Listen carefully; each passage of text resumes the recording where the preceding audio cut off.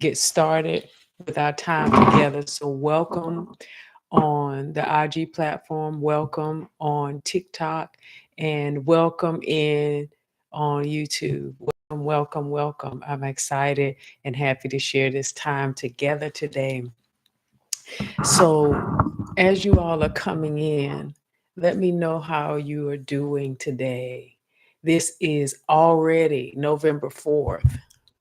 November 4th already. We're already in the fourth day of this month, and time waits on no one. So, this is our time to move when it's time to move, make room when it's time to make room, expand when it's time to expand, and make sure that we are doing it in such a way that we see the results and that we reach that goal that we had to get to the vision that we have as leaders. So let's get into it. Today, even this month, really is a special month for me because my birthday is in the month of November. So I'm excited about that. But let's celebrate completing the month of October doing Tuesday Leadership Tips with Lita. I am always celebrating every time we get through a new episode, and I just want us to keep moving forward. Let's keep the momentum going. Let's keep the growth going. Let's keep the value add going. Let's keep it going, whether it's in the IG community, the TikTok community, or the YouTube community. Let's go. Let's do this. So today's leadership tip is this: after the shift, expand what you've made room for. And as I'm thinking about it and kind of processing some thoughts behind it, last week we talked about shifting to make room for more. And shifting to make room for more, we talked about letting go. We talked about clearing space. We talked about preparing for new levels. But after you've made room, what are you going to fill it with? After you've made room, um, let's move to the next dimension of that conversation and talk about expansion. Let's talk about that for just a moment, because the truth is this: making room isn't the finish line. I know sometimes after you've made it over a huge hurdle of just making room, you kind of want to woosah. But that's not the finish line, it's the starting point. So once we have created space, we created space in our lives for God, for life, for leadership. All of these will test what you do with it. Because you can't just make the room and leave it like that and expect it to fill itself. So the question is, will you fill it with old patterns dressed with new excuses? Or will you expand with wisdom, capacity, and clarity? All three of these are important to expanding what you made room for. So, this discussion today is kind of challenging because it challenges us to move beyond adjustment to activation. After we've made adjustment, we got to activate some things. You made the shift, you cleared the clutter, but now what will you do with the space that you've created? I think about it in the sense of, let's say, for example, you want to reorganize a room in your house, or you want to reorganize your office, or you just want to reorganize space. After you've reorganized, do you just leave the blank space, or do you figure out, what you made room for? Because empty space doesn't automatically equal growth. It requires intentional expansion. And this can be so challenging, as I think about it, it's really a challenge. It's really a challenge because getting through the the part of making room, it really requires you to be clear about what you make room for. So, what have you made room for that you now need to grow into? I'm answering that question for myself in a few areas right now that I'm making room for more, but I must be clear about what I'm going to do with the space that I'm making. What am I going to grow into? And so, as you think about, you made room. Hopefully, you all have made some room, some space in your lives, um, in your day to day activities. Hopefully, you have made some space, you've made some room. Now, the question is, are you clear about what you need to grow into? Do you feel stretched, or do you feel stagnant in this new space or in this new season? You got to be clear about that, because if you feel stagnant, then you have to revisit some things. If you feel stretched, you should, because you are growing into something new, something better, something greater, something bigger.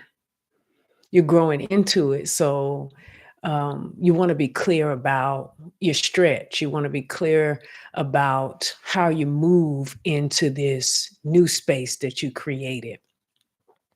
Because the truth of the matter is, the space itself isn't the blessing. Your stewardship is.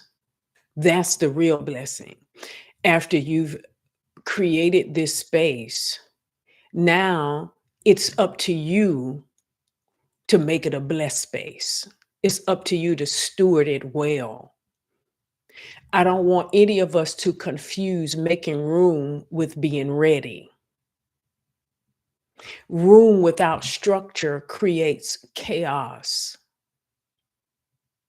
I think about even my closet, and I won't go into any details with any of y'all today about that space. But I do want to say this, that I have reorganized my closet, moved things around, put things in their proper places. But I found out this, because I've done it more than once. I found out this, that the more space I created, if I did not steward that space well, it just turned into a bigger version of what I just cleaned up. Y'all don't want to know the truth today. So, room without structure creates chaos. Expansion, however, demands systems. So, if I use my closet for an example, every time I'm bringing in something new, every time, I don't care if it's a pair of shoes, a dress, whatever it may be, if I'm bringing something new in, I need to follow the system of how I created space for it. I need to make sure that I have capacity for it. I don't need to become a pack rat.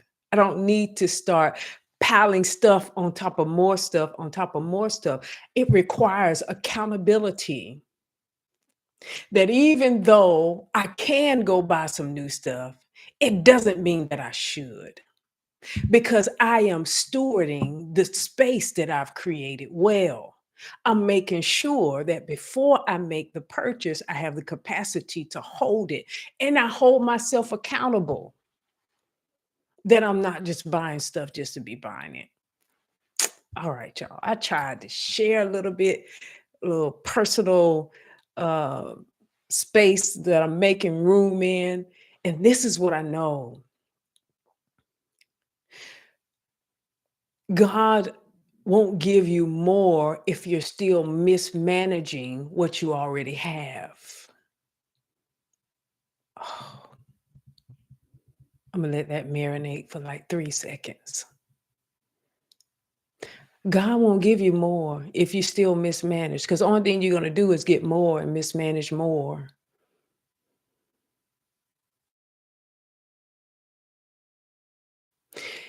I'll give you an example. A leader can pray for more clients, but in actuality, they don't have the capacity, if you will, to process or to sustain them. So you could be asking for more of something, but you're not prepared to be able to hold it or to be able to use it or steward it in the way that it should be stewarded. So it's important that you make the space not just open space, but that you steward it, make it, steward it well so that it's a blessing and not just space created for more stuff to keep piling up.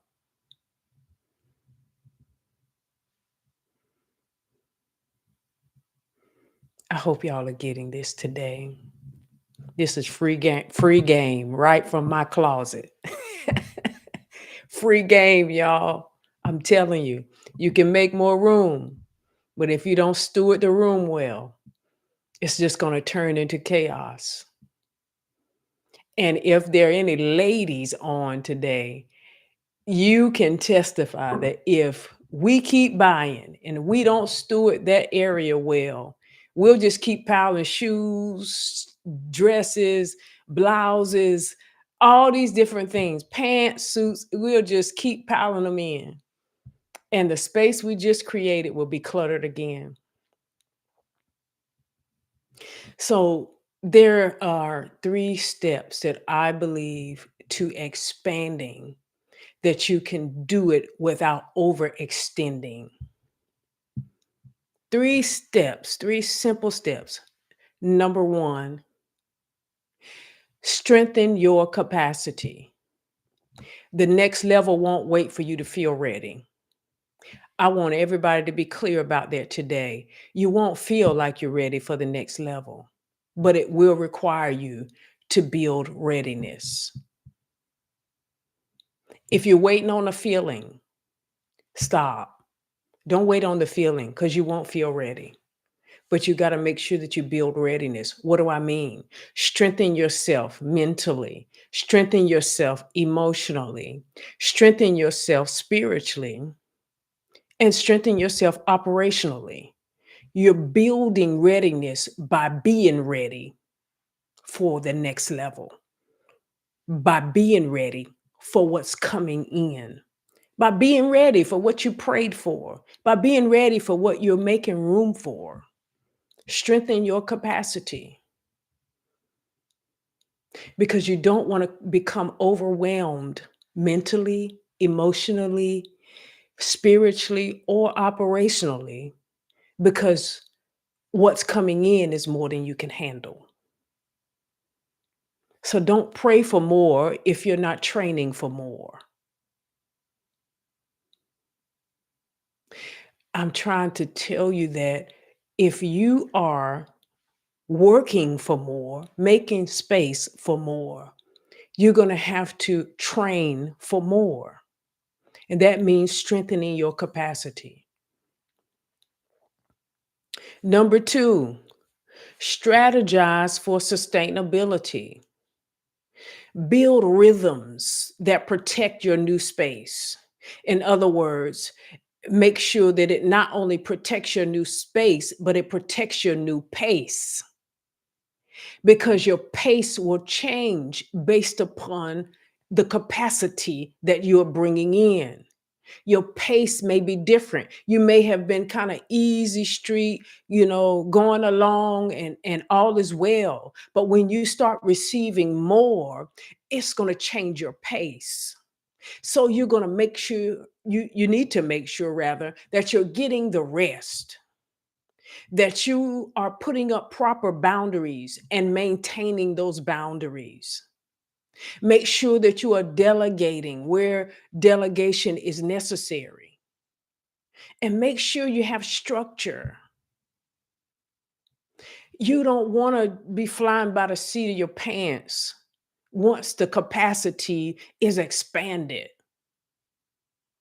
because growth that's unmanaged turns into burnout, and that burnout can be disguised as success. They're not the same. So make sure that you strategize about how you're going to sustain this capacity that's coming in.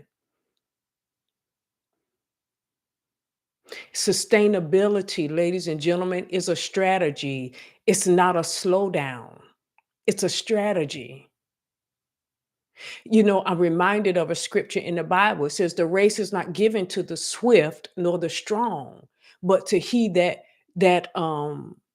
stays until the end, the one that is able to endure to the end." But if you don't have a strategy on how you're going to sustain this thing, you're going to burn out, and your burnout is going to be disguised as success, but it's going to be at your detriment, because you will be so burnt out that you may not even want to continue with this capacity that you created.